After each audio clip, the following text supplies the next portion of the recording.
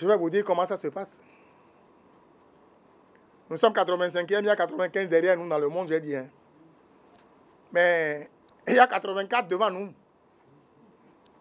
C'est beaucoup, 84.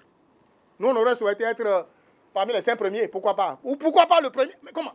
Je dis toujours, mesdames et messieurs, que les dirigeants des pays qui sont classés au premier là n'ont pas 2 têtes. Ces dirigeants n'ont pas 4 pieds, ni 4 bras.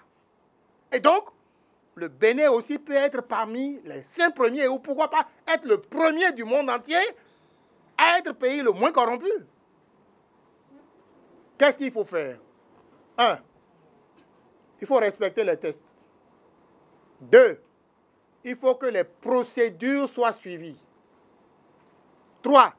Il faut respecter le bien public. 4. Il ne faut toucher qu'à ce à quoi on a droit. 5. Il faut éviter les passe-droits. Une fois que vous auriez rempli ces 5 conditions-là, vous allez vous trouver au peloton, n'est-ce pas, des têtes de choc qui jonglent. Je donne un exemple. Les marchés publics, par exemple. Le maximum de l'argent de la commande publique au Bénin passe par les marchés publics. Ce sont des milliards qui sortent. Nous avons un code des marchés publics. Si tous les opérateurs économiques disent « nous allons respecter le code »,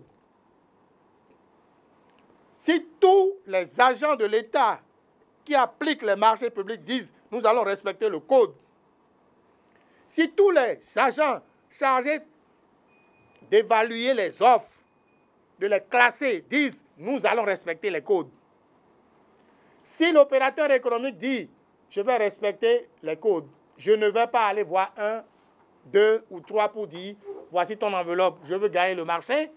Si nous respectons donc cette procédure-là, tout se passera normalement. Si je perds aujourd'hui un marché, je dois me dire « ah, la prochaine fois, il faut que je fasse mieux pour mieux gagner ». Plutôt que de dire « je dois aller donner 1 million à X ». Dans cette salle, on a reçu des gens qui ont dit « ah, tel opérateur est venu me donner une enveloppe de 1 million, j'ai refusé ». Dans cette salle. On a confronté les gens. Ici, il y a quelques jours seulement. Alors, quand ça se passe comme ça, c'est pas bien. Et donc, celui qui n'a pas l'argent et qui a la compétence, qui a toute l'intégrité et tout ce qu'il faut pour gagner, lui, on met de côté, et c'est celui qui n'est pas qualifié qu'on prend. C'est frustrant, c'est pas bien. Donc, voilà comment ça se passe. Et nous, nous travaillons pour que ça se passe mieux.